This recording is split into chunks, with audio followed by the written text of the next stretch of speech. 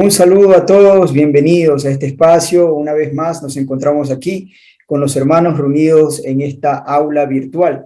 El día de hoy vamos a continuar con el estudio de la carta a los hebreos, resumida así, carta a los hebreos, pero ya hemos conocido, hemos aprendido que realmente es una correspondencia, una carta dada del apóstol Pablo, escrita para los creyentes israelitas nazarenos en la región de Judea, ¿no?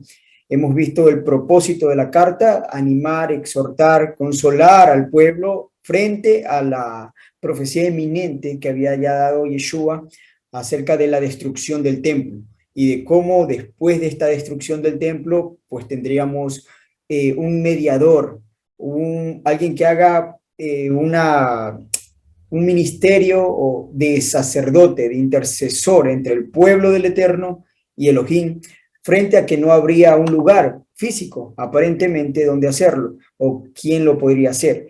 Entonces vamos dando cabida a lo que venimos, el capítulo número 8 de la carta a los hebreos, correspondencia a los hebreos. El capítulo 8 narra específicamente de lo que es los dos pactos, y eso sí es lo que queremos tener en claro y poder aprender bien y definir bien qué es esto de los dos pactos, porque veremos lo que es el primer pacto, el cual el intercesor, el mediador del primer pacto, que es Moisés, y el segundo pacto, que es el mediador Yeshua el Mesías, ¿no? Y veremos entre estos dos pactos cuál es la diferencia, claramente, que es expuesta por el autor de Hebreos, por Pablo, y veremos también la ventaja que se tiene en este segundo pacto, y la desventaja también menciona él de aquellos que deciden permanecer en el primer pacto y no entrar, no ingresar, no aceptar al mediador del segundo pacto, que es Yeshua. Vamos a ver el día de hoy. Como les decía, el tema es los dos pactos, capítulo 8, repito, de la carta a los hebreos, el capítulo número 8, escrito por Pablo. Él comienza diciendo estas palabras.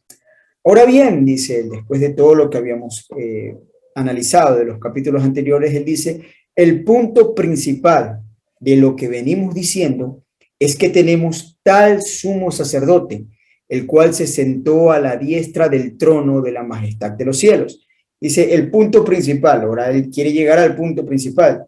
El capítulo 7, recuerden que habló de Melexadic y de cómo es que Yeshua puede ocupar ese lugar de Melexadic, y lo explicó con las escrituras, ¿no?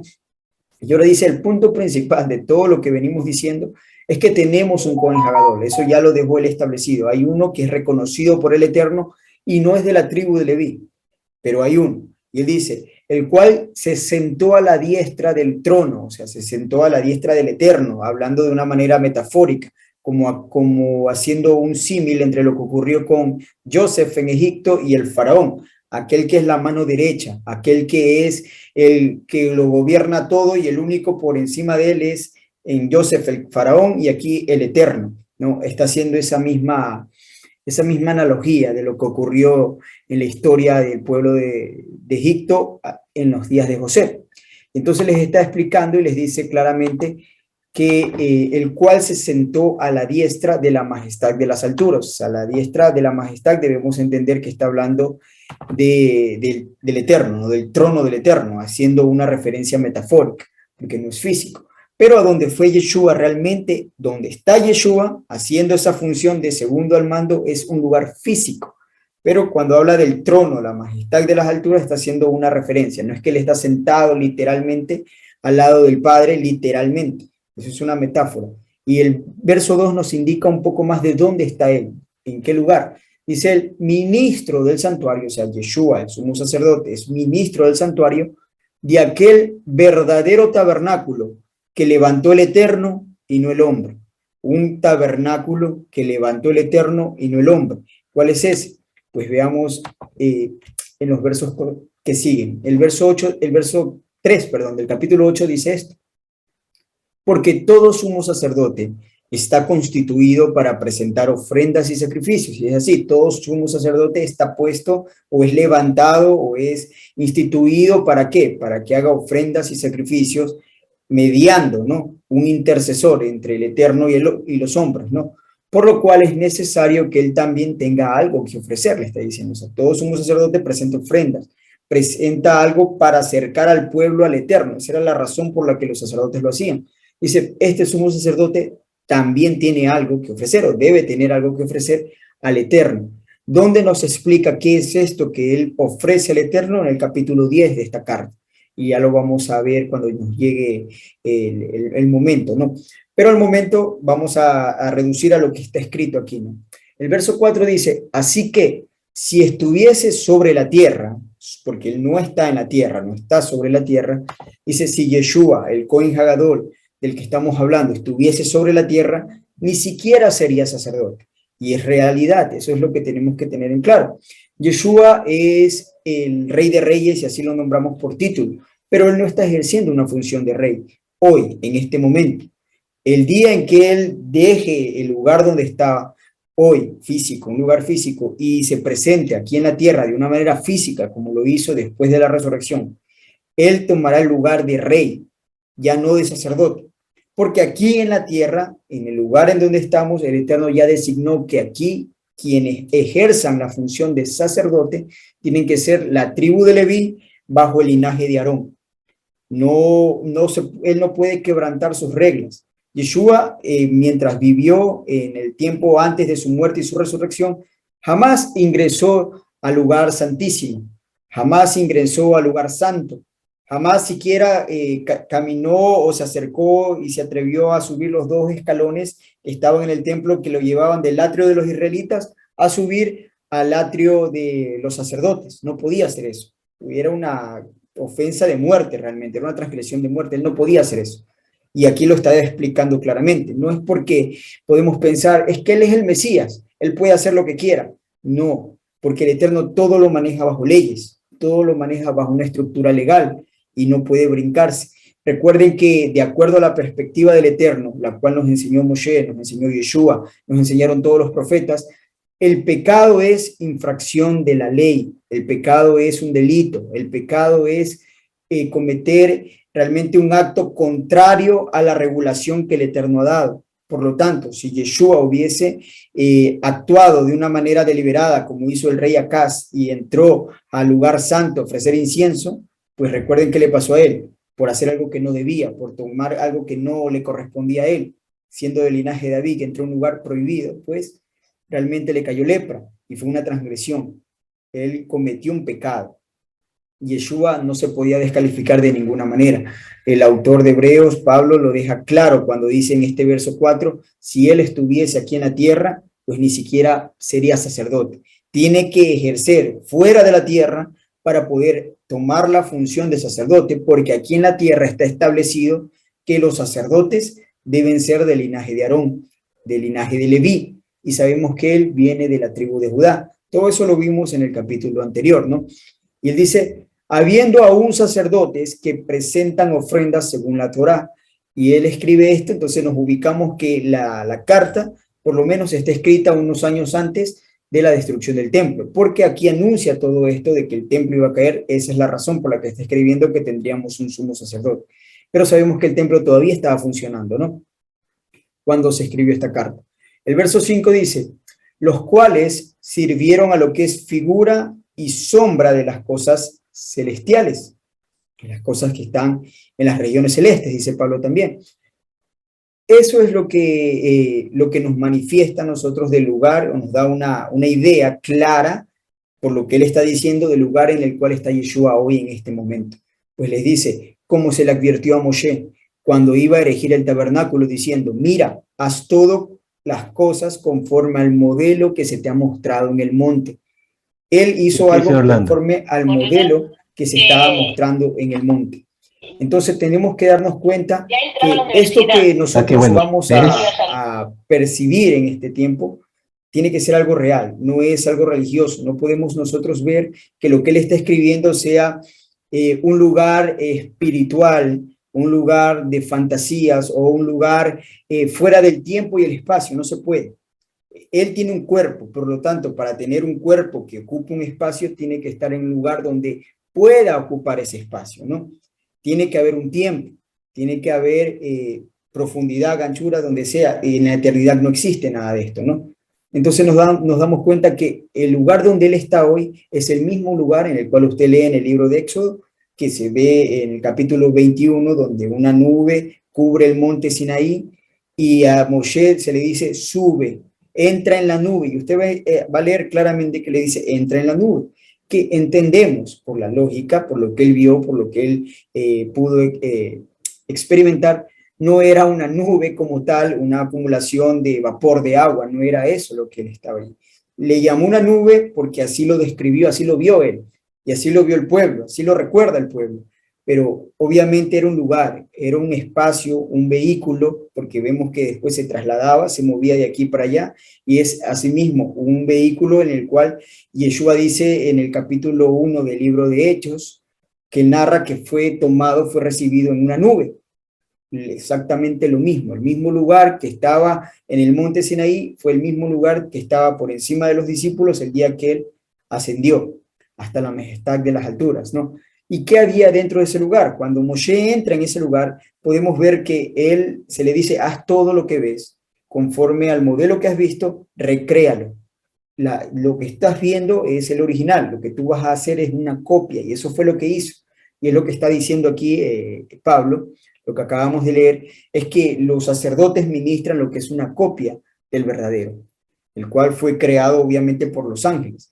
Y es un lugar donde ministra un sacerdote, donde entra un sacerdote. Vio también un uniforme de sacerdote Moisés allí, pues en el mismo capítulo donde él empieza a describir todos los accesorios y los instrumentos que se necesitan para el servicio, también describe la vestidura sacerdotal y la describe y cómo tendría que ser. Lo que él nunca vio allí fue un sacerdote, solo vio la ropa.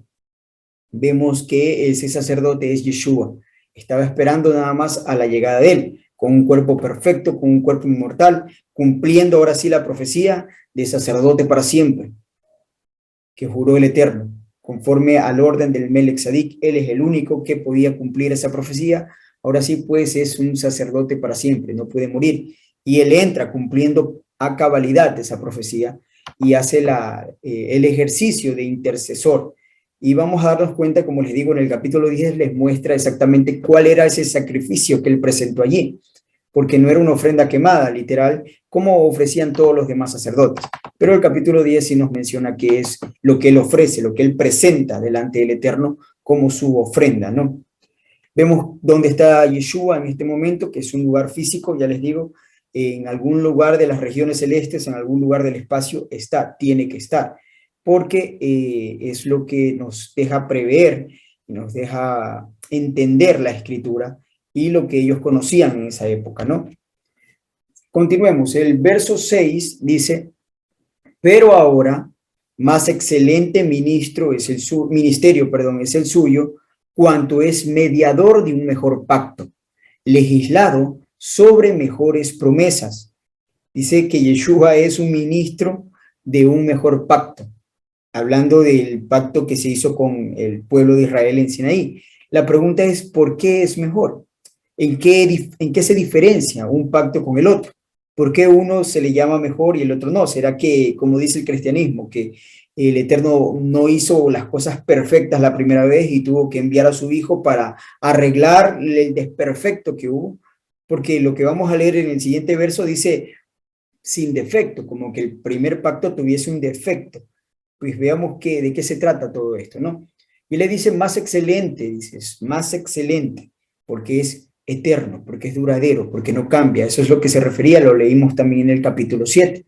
Dice, ministerio suyo por cuanto es mediador de un mejor pacto. ¿Mejor por qué? Porque este no puede volver a flaquear donde flaqueó el primero.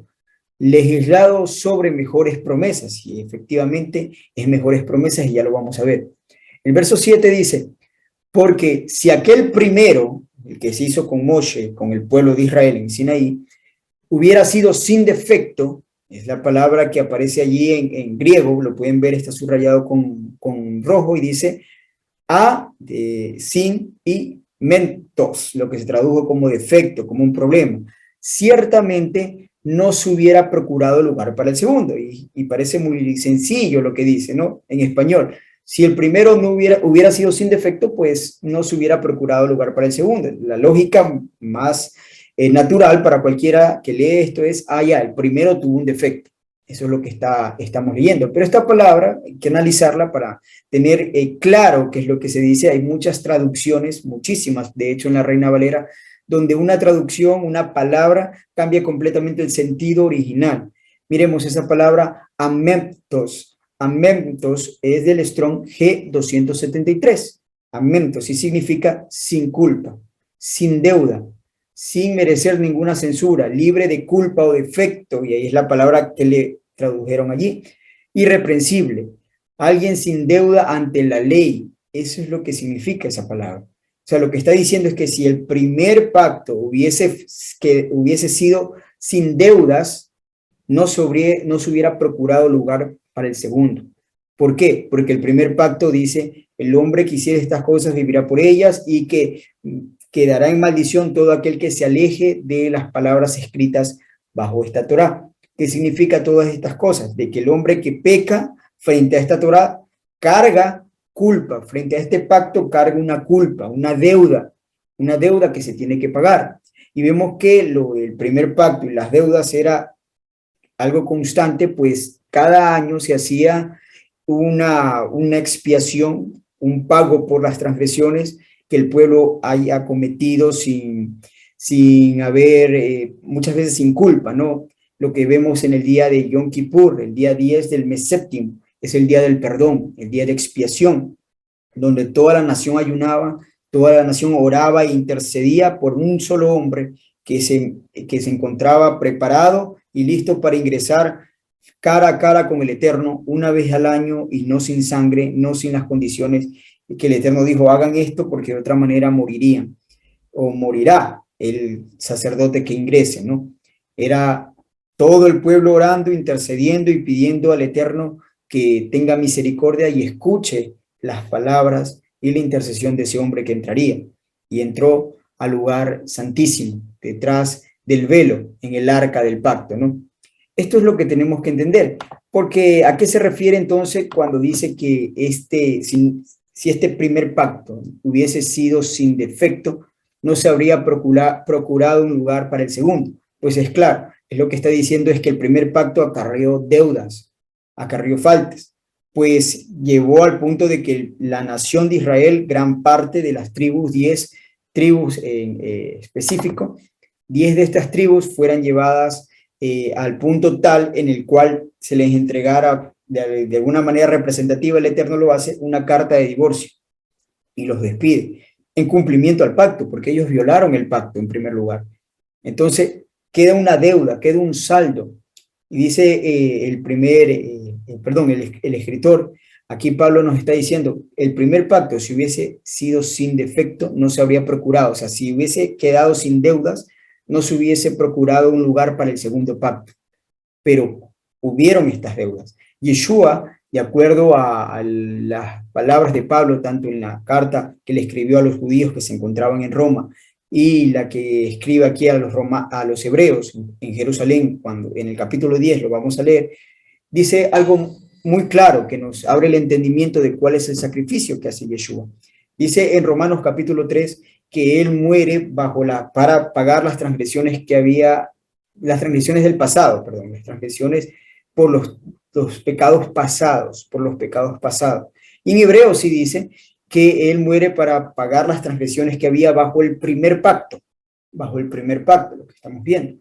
Y es eso, Yeshua muere ¿para qué? Para pagar la deuda, que es lo que estaba hablando ahí de amentos, la deuda que quedaba por el primer pacto, porque había una deuda que no se había pagado. Yeshua paga esto realmente para que estos puedan volver, paga realmente la culpa de ellos. En otras palabras, queremos verlo de una manera legal, paga la culpa de ellos para que ellos puedan volver.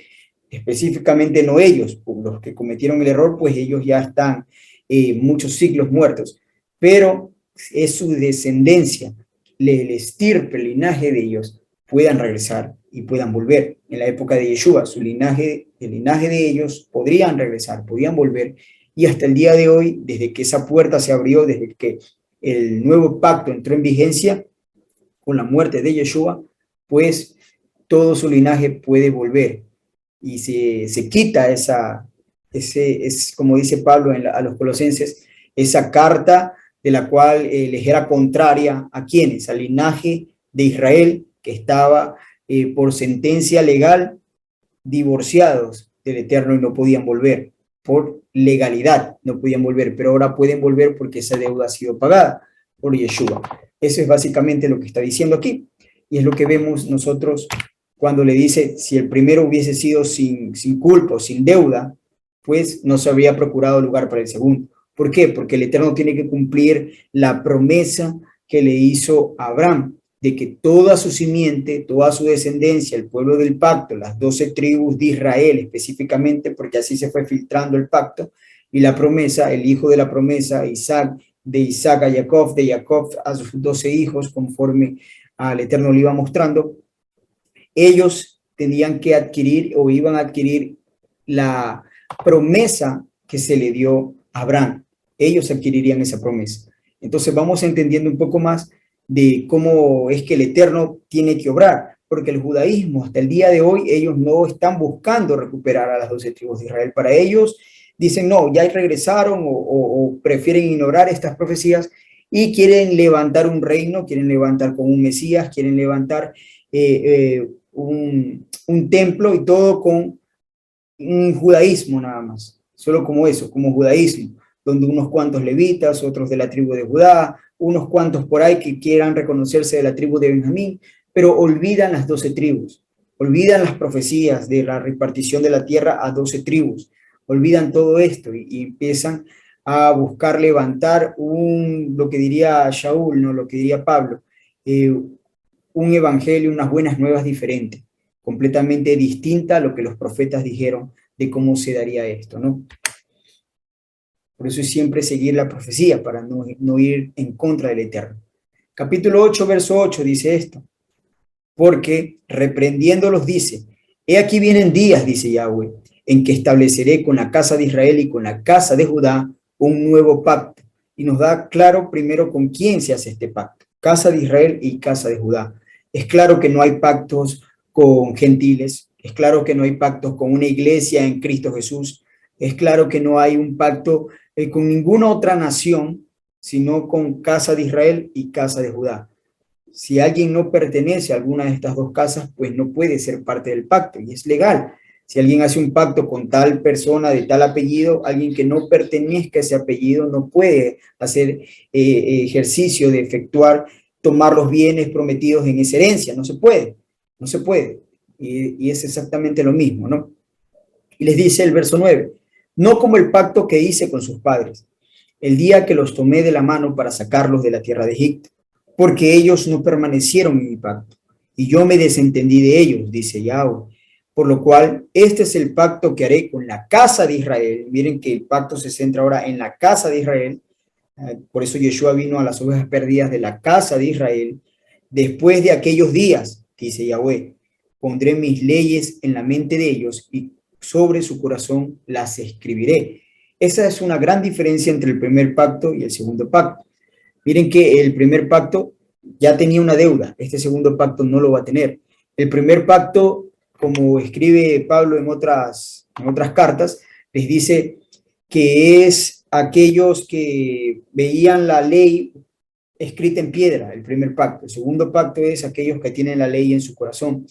El primer pacto es la nación de Israel, linaje netamente. Pero ahora les dice, es linaje, pero es filtro a través de justicia, a través de aquellos que la buscan, a través de sus escogidos. Por eso es que dice que en Romanos capítulo 9, que esta promesa es a Isaac, al hijo de la promesa, Isaac. A él es la promesa y de él descienden. No todos los que son judíos, dice él, son los hijos de la promesa. Y está hablando exactamente lo mismo, sino aquellos escogidos, aquellos que vienen de acuerdo o vienen por el hijo de la promesa. ¿Qué quiere decir esto? Aquellos que vienen por Yeshua. No es solamente como dijo alguna vez alguien, no, es que nosotros somos hijos de Abraham y eso basta. No, allí los hijos de Abraham quedan bajo el primer pacto, el segundo y nuevo y mejorado y realmente el último pacto que se hace con el pueblo es a través de el hijo de la promesa, que en este caso no es Isaac, sino Yeshua, y entran a través de Yeshua, y se filtra el pueblo a través de Yeshua. Tanto casa de Judá como casa de Israel tienen que entrar a través de Yeshua.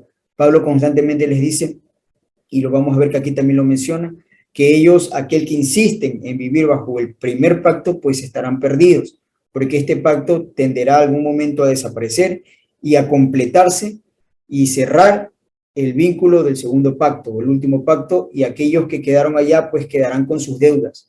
Este de acá, el nuevo pacto, no tiene deudas, pues ya están pagadas, las deudas están pagadas, ya no hay juicio para estos, no lo hay. Por eso los que entran no son un pueblo que no sabe dónde está parado, sino un pueblo que se acerca a él con entendimiento, con conocimiento y con voluntad y convicción. La Torá será guardada por los hijos de Israel de una manera espontánea.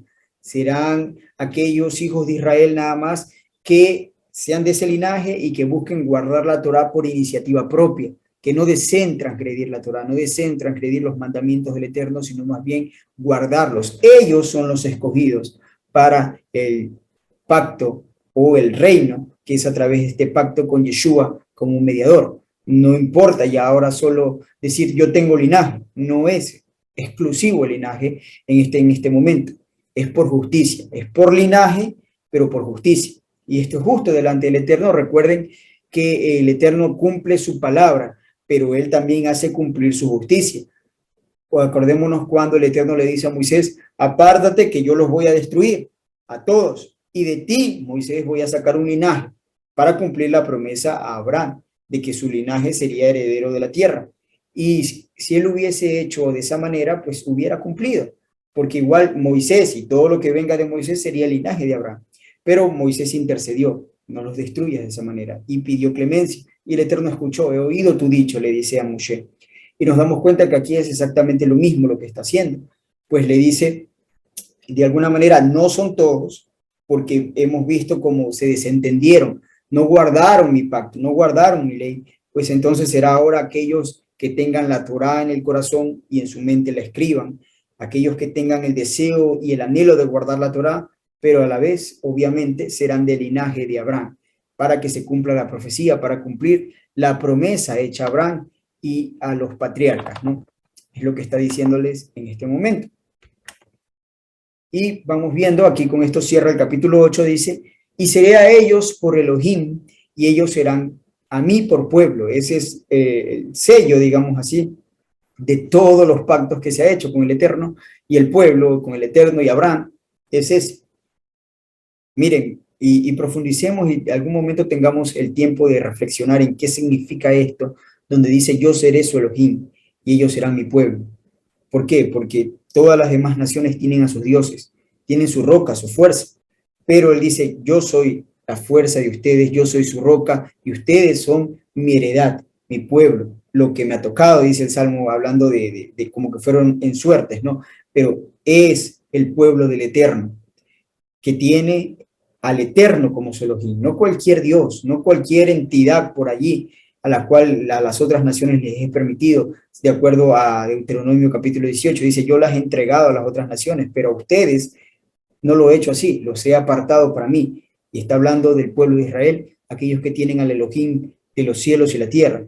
Y les dice el verso 11, y ninguno enseñará a su prójimo, ni ninguno a su hermano, diciendo, conoce a Yahweh, porque todos me conocerán, desde el menor hasta el mayor de ellos, desde el menor hasta el mayor de ellos. Y esta es la otra parte donde el tiempo de la profecía se está cumpliendo en parte, todavía no ha alcanzado esto. Esto será cuando se cumpla lo dicho en el libro de Apocalipsis, que el misterio de los profetas será completamente revelado y todos entenderán, como dice Isaías, el conocimiento del Eterno será como las aguas cubriendo la mar, todos conocerán al Eterno. Eso está por revelarse, está en unos años de que esto se cumpla y lleguemos a ese entendimiento. Dice el verso 12, porque seré propicio a sus injusticias, seré propicio a sus injusticias. Eso es lo que hace con el sacrificio de Yeshua, es básicamente ese, y dice, y nunca más me acordaré de sus pecados y de sus iniquidades. Eso que está allí en celeste, que dice, nunca más me acordaré de sus pecados ni de sus iniquidades, está mencionando claramente de que entra en vigencia el nuevo pacto, porque el nuevo pacto es esto, lo que está narrado aquí en Hebreos capítulo 8, verso 8 empieza, y lo narra también en Jeremías capítulo 31, verso 31, y podemos darnos cuenta de esto, donde dice, nunca más me acordaré de sus iniquidades porque es un nuevo pacto. La deuda fue completamente saldada y hablamos ya de un nuevo pacto. Y el verso 13 dice, al decir nuevo pacto, ha dado por viejo al primero, y lo que se da por viejo se envejece y está próximo a desaparecer. Es lo que Pablo también lo dice en los Gálatas, lo dicen los romanos, aquellos que no buscan a Mashiach ni lo reconocen como el ungido, como el heredero del trono, pues ellos vivirán y morirán literalmente en el primer pacto, donde no hay acceso al reino, porque ese pacto murió con las 12 tribus de Israel, se partieron a la mitad y nos damos cuenta que 10 de las tribus fueron desechadas y no se restauró hasta el ingreso del nuevo pacto. En el nuevo pacto están las 12 tribus, en el primer pacto no. Por lo tanto, no se puede restaurar un reino sin las 12 tribus de Israel. Y es lo que el Eterno ha establecido. Repito una vez más, al decir nuevo pacto, ha dado por viejo al primero, y lo que se da por viejo se envejece y está próximo a desaparecer. Cuando esto sea cumplido, esta profecía que estamos leyendo en pantalla, de que ninguno enseñará a su prójimo ni ninguno a su hermano diciendo conoce a Yahweh, pues todos me conocerán, desde el menor hasta el mayor de ellos. Cuando esto se cumpla y tenga un cumplimiento total, pues se dará por desentendido o desaparecerá el primer pacto. Entonces estamos hablando de la restauración de todas las cosas y de ingresar al nuevo pacto, el cual es el Mesías, Yeshua. El Adón Yeshua es aquel que nos permite ingresar, ¿no? Bien, hermanos, esto es lo que les traía. La próxima semana veremos lo que es el capítulo número 9, que también es muy interesante. El capítulo 9 y el capítulo 10 son muy interesantes para entender estas legalidades en las cuales es sometida el pueblo y cómo Yeshua, y qué ventaja tenemos de Yeshua de que él sea nuestro Cohen Hagadol, de acuerdo al orden de Melech Tzadik.